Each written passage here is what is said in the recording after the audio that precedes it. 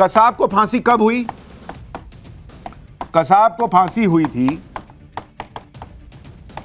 जब हुई थी 21 नवंबर 2012, तब कसाब को फांसी हुई थी। यूपीए की सरकार थी उस वक्त। नवंबर 2012 से फेब 2013 के बीच, इसके बीच कसाब की फांसी के बाद 4 चुनाव हुए और उसमें कांग्रेस, जिसके राज में कसाब को फांसी हुई थी, उस 4 में से 3 चुनाव हारी। तो अगर किसी आतंकी को फांसी दे देने भर से अगर वोट मिलने लगते तो क्यों हारी? भाई दिसंबर 2012 में गुजरात हारी और उसके बाद त्रिपुरा और नागालैंड हारी। ये 2013 में ये दोनों हारे और ये 12 में। तो क्यों 3 चुनाव हार गए आप? अगर कसाब को फांसी देने के बाद आपको वोट क्यों नहीं मिला? पूछिए। इंडी गठबंधन की कोशिश यही है कि तहव्वुर राणा के प्रत्यर्पण का क्रेडिट कहीं से मोदी को ना मिल जाए और इसके लिए पूरा इकोसिस्टम सक्रिय हो गया है। कांग्रेस के नेता तो बयान दे ही रहे हैं, वो नेता भी बोल रहे हैं जो पहले कांग्रेस में थे, जैसे कपिल सिब्बल कह रहे हैं कि तहव्वुर राणा को भारत लाने की बुनियाद तो यूपीए सरकार ने रखी। सुनिए कपिल सिब्बल को। यूपीए सरकार को मुबारकबाद देना चाहता हूं तो उन्होंने प्रयास करके, डिप्लोमेटिकली प्रयास करके, एनआई की इन्वेस्टिगेशन टीम भेज के, अरेस्ट वारंट इशू करके, चार्जशीट फाइल करके आगे इसको बढ़ाया और अपनी सरकार को मैं मुबारक देना चाहता हूं कि उनके भी जो एफर्ट्स हैं उनको सक्सेस मिली और आज तहव्वुर राणा यहां है। मतलब जिस राज्य में अभी नरेंद्र मोदी की सरकार में तहव्वुर राणा लाया गया, ट्रंप से बात हुई, उसके बाद यह सब हुआ, उन नरेंद्र मोदी को, उनकी सरकार को कोई क्रेडिट नहीं लेना चाहिए। लेकिन इनके समय में कुछ प्रयास भी हुआ था जिसका कोई रिजल्ट नहीं आया, वो क्रेडिट कांग्रेस को जरूर मिल जाना चाहिए। कांग्रेस के कुछ नेता तो तहव्वुर राणा पर सेंटिमेंटल भी होते दिख रहे हैं। पृथ्वीराज चव्हाण जो महाराष्ट्र के मुख्यमंत्री रह चुके हैं, वो तहव्वुर राणा को इंसाफ का अधिकार देने की बात कर रहे हैं। पृथ्वीराज चव्हाण कह रहे हैं कि जैसे कसाब को वकील दिया गया था, वैसे ही राणा को भी वकील मिले और पूरे लीगल प्रोसेस के साथ उसे सजा दी जाए। भारत में कंगारू कोर्ट नहीं चलेगा। सुनिए पृथ्वीराज चव्हाण को। हमारी मांग है कि जिस तरह से अजमल कसाब के खिलाफ पूरे भारत के कानून के अंतर्गत जो पूरा मुकदमा चला है, कसाब को पूरा अपना बचाव करने का, अपने वकील देने का पूरा अधिकार था, उसने वकील दिए, उसको पूरा अपील करने का मौका मिला हाई कोर्ट में, फिर सुप्रीम कोर्ट में, उसके बाद उसको सजा हुई। तो इसी तरह से राणा का जब ट्रायल होगा, उसका जब मुकदमा चलेगा, तो इसी तरह से उसको पूरा कानूनी तरीके से अधिकार देकर उसको जो भी सजा हो उसको स्वीकार करना पड़ेगा। हमारे देश में कंगारू कोर्ट नहीं चलेगा। कांग्रेस के नेता का बयान सुनिए, ऐसा लग रहा कि कहीं तहव्वुर राणा निर्दोष ना हो, उसको गलत तरीके से फांसी ना हो जाए। अरे भाई, सब प्रक्रिया से ही होगा। उसको अमेरिका में ऑलरेडी सजा हो चुकी है, दोषी है वो, आरोपी नहीं है। ये नैरेटिव सेट करने की कोशिश की जा रही है कि यूपीए सरकार मुंबई हमले के आरोपियों को सजा दिलाने में कितनी एक्टिव थी। लेकिन इसका एक और पहलू भी है। अगर कांग्रेस और यूपीए सरकार इतने ही गंभीर थे तो इस तरह की खबरें नहीं छपी होती। 2008 में मुंबई हमले के बाद एक खबर छपी थी जिसमें कहा गया था कि मुंबई अटैक के दौरान राहुल गांधी दिल्ली में पार्टी कर रहे थे। यह खबर एक प्रतिष्ठित अखबार में छपी थी। अब आप सोचिए कि कांग्रेस देश की सुरक्षा और आतंकवाद के मुद्दे पर कितनी गंभीर थी। कोई कन्हैया कुमार से पूछे, लाज आती है कि नहीं ऐसे रिपोर्ट्स देखकर। आप यह भी देखिए कि मुंबई अटैक के बाद भारत पर बहुत दबाव था कि वो पाकिस्तान को मुंहतोड़ जवाब दे। जनता की तरफ से प्रेशर बढ़ रहा था कि पाकिस्तान से बदला लिया जाए, लेकिन तत्कालीन प्रधानमंत्री मनमोहन सिंह ने ऐसा कुछ नहीं किया। मुंबई अटैक के 1 साल बाद ही 2009 में काउंसिल फॉर फॉरेन रिलेशन के कार्यक्रम में शामिल होने के लिए मनमोहन सिंह वॉशिंगटन गए थे।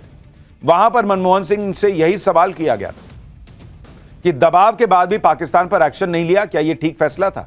इस पर मनमोहन सिंह ने खुद कहा कि उन्होंने दबाव का सामना किया और पाकिस्तान पर एक्शन नहीं लिया और यह एकदम सही फैसला था। सुनिए तब के प्रधानमंत्री को। Well, let me say there was enormous pressure on me at that time. I resisted that pressure, and I think the decisions that I and our government took was unbalanced.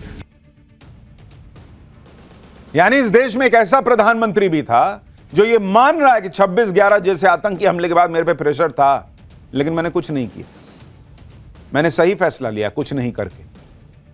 Mumbai हमले के वक्त यूपीए सरकार हर मोर्चे पर नाकाम रही थी, ना हमला रोक पाई, ना गुनहगारों को पकड़ पाई, पाकिस्तान को ना सबक सिखा पाई, और पीएम मोदी आतंकी तहव्वुर राणा को लेकर आए तो उस पर भी कांग्रेस के नेता क्रेडिट लूटने के लिए धक्का मार गए। हट, मुझे लेने दो क्रेडिट।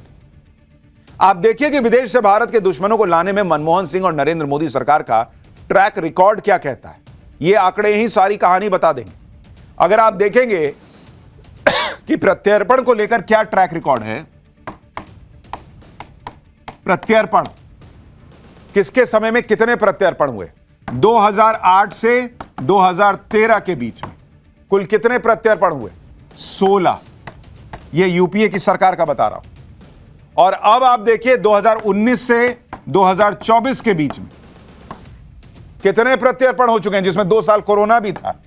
23 प्रत्यर्पण हो चुके हैं अपराधियों के। यह फर्क है दोनों सरकारों के बीच।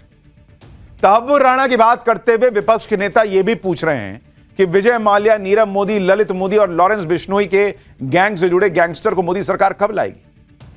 मैं आपको बताता हूं कि कौन कौन से बड़े अपराधी हैं जिनके प्रत्यर्पण की प्रक्रिया चल रही है। जैसे नीरव मोदी, विजय माल्या, इनके प्रत्यर्पण की अर्जी यूके को दी जा चुकी है। पिछले साल दिसंबर में ही G20 की मीटिंग के दौरान खुद पीएम मोदी ने यूके के पीएम से इन्हें जल्द से जल्द, यानी नीरव मोदी और विजय माल्या के प्रत्यर्पण के लिए कहा था। लॉरेंस बिश्नोई के भाई गैंगस्टर अनमोल बिश्नोई के प्रत्यर्पण की अर्जी अमेरिका को दी गई है। जहां तक खालिस्तानियों की बात है, भारत ने कनाडा से लखबीर सिंह लांडा और अर्शदीप सिंह जैसे खालिस्तानियों के प्रत्यर्पण की अर्जी भी लगा रखी है।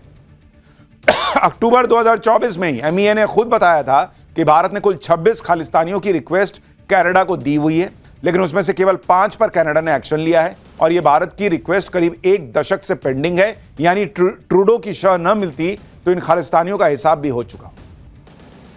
यानी आपराधिक क्राइम से जुड़े भगोड़े हों या गैंगस्टर या आतंकी, नरेंद्र मोदी की सरकार भारत को नुकसान पहुंचाने वाले हर अपराधी को भारत लाने की कोशिश कर रही। तहव्वुर राणा कोई अकेला व्यक्ति नहीं है जिसे प्रत्यर्पण करके दूसरे देश से यहां लाया गया है। पिछले कुछ सालों में मोदी सरकार कई वांटेड लोगों को पकड़कर लाई। जैसे साल 2020 में अंडरवर्ल्ड डॉन रवि पुजारी को साउथ अफ्रीका से गिरफ्तार किया गया, सेनेगल से उसे भारत लाया गया, वो 200 केसेस में वांटेड था। इसके अलावा साल 2015 में दाऊद इब्राहिम के करीबी छोटा राजन को इंडोनेशिया से लाया गया था। साल 2018 में ऑगस्टा वेस्टलैंड स्कैम में क्रिश्चियन मिशेल को UAE से लाया गया। ये वो बड़े नाम हैं जो मोदी सरकार के वक्त विदेश से लाए गए। तहव्वुर राणा पर राजनीति के चैप्टर के बाद आपको बताता हूं कि NIA की रिमांड में तहव्वुर राणा क्या क्या राज उगल सकता है या उगल रहा। सबसे पहले आपको कल रात की वो तस्वीरें जरूर देखनी चाहिए जब तहव्वुर राणा को दिल्ली के पटियाला हाउस कोर्ट लाया गया। तहव्वुर राणा को भारी सुरक्षा के बीच कोर्ट में पेश किया गया। काफिले में बख्तरबंद गाड़ियां थी, दिल्ली पुलिस की special weapons and tactics team थी और इस काफिले में पुलिस की वैन थी। माना जा रहा है कि एक सामान्य कैदी के तौर पर तहव्वुर राणा को इसी वैन में लाया गया। कल रात को करीब 2 बजे पटियाला हाउस कोर्ट ने तहव्वुर राणा को 18 दिन की पुलिस कस्टडी में भेज दिया। NIA ने कोर्ट को बताया कि मुंबई हमले से जुड़ी बड़ी साजिश का सच सामने लाने के लिए राणा से पूछताछ की जाएगी, इसलिए NIA को राणा की कस्टडी सौंप दी गई। तहव्वुर राणा अब अगले 18 दिन तक NIA के रिमांड में रहेगा। तहव्वुर राणा से क्या क्या सवाल होंगे इसकी भी लिस्ट तैयार है। जैसे 26 नवंबर 2008 के दौरान तुम्हारी लोकेशन क्या थी, 8 नवंबर 2008 से 21 नवंबर 2008 के दौरान तहव्वुर राणा तुम इंडिया क्यों आए थे, भारत में रहने के दौरान तुम किस किस से कहां कहां मिले। यह बहुत इंपॉर्टेंट सवाल है क्योंकि भारत में भी इसके कौन कौन साथी हैं वो पता चलेगा। डेविड कोलमैन हेडली को कब से जानते हो, उसको फेक वीजा देकर भारत में क्यों भेजा था।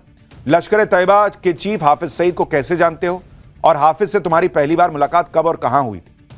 तुमने लश्कर तैयबा की मदद कैसे की थी, मदद करने के बदले में लश्कर ने तुम्हें क्या दिया। पाकिस्तानी आर्मी और ISI तुम लोगों की मदद कैसे करती है। टारगेट पर हमले की इंस्ट्रक्शन क्या तुम्हें ISI देती है।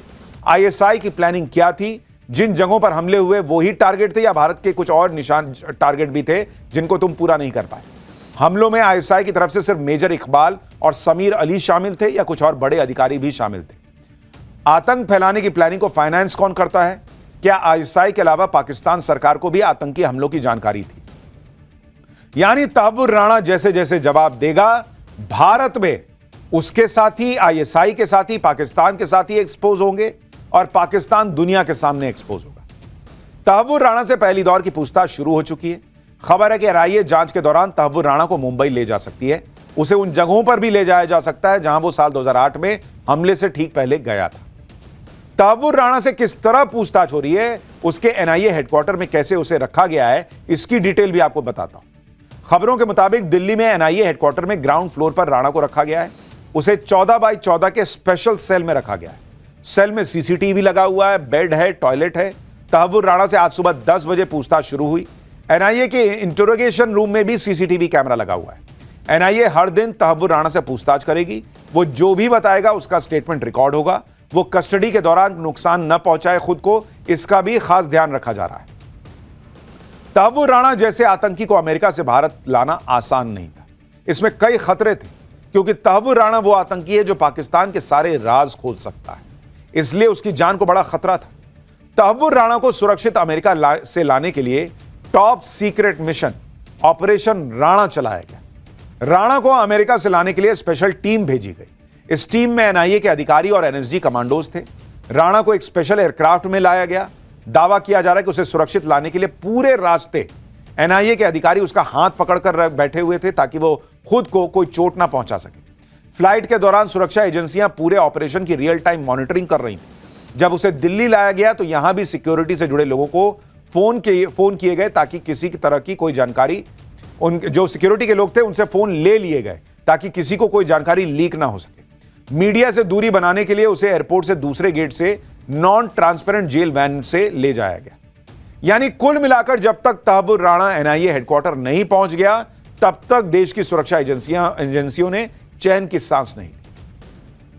अब एनआईए की कस्टडी में तहव्वुर राणा अपनी जुबान खोलेगा तो बड़े खुलासे होंगे। लेकिन अब अमेरिका के न्याय विभाग ने एक खुलासा किया है, जिसके मुताबिक तहव्वुर राणा ने मुंबई अटैक के दौरान मारे गए लश्कर आतंकवादियों की तारीफ की थी। तहव्वुर राणा ने डेविड हेडली से कहा था कि भारत के लोगों के साथ तो ऐसा ही होना चाहिए। राणा ने कहा था कि मारे गए आतंकियों को पाकिस्तान का सर्वोच्च सम्मान निशाने हैदर दिया जाना चाहिए। निशाने हैदर पाकिस्तान का सर्वोच्च सैन्य वीरता पुरस्कार है और सिर्फ सैनिकों को दिया जाता है। यानी इस तहव्वुर राणा की नजर में वो आतंकी पाकिस्तान के सैनिकों से कम नहीं थे। हालांकि उसका थॉट प्रोसेस ठीक ही है, क्योंकि वहां पे सैनिक जो है वो आतंकी ही टाइप है। लेकिन आप उसकी सोच देखिए, उसको लगता था कि भारत में लोगों को तो मर ही जाना चाहिए, ठीक हो रहा है। उसकी पैठ सोचिए सेना में वहां कितनी थी पाकिस्तान में। इसलिए तहव्वुर राणा का प्रत्यर्पण सिर्फ उसे सजा दिलवाने का काम नहीं करेगा, बल्कि पाकिस्तान के रोल को भी बेनकाब करेगा और पाकिस्तान के जो प्यादे भारत में हैं उनका भी चेहरा सामने आ सकता है।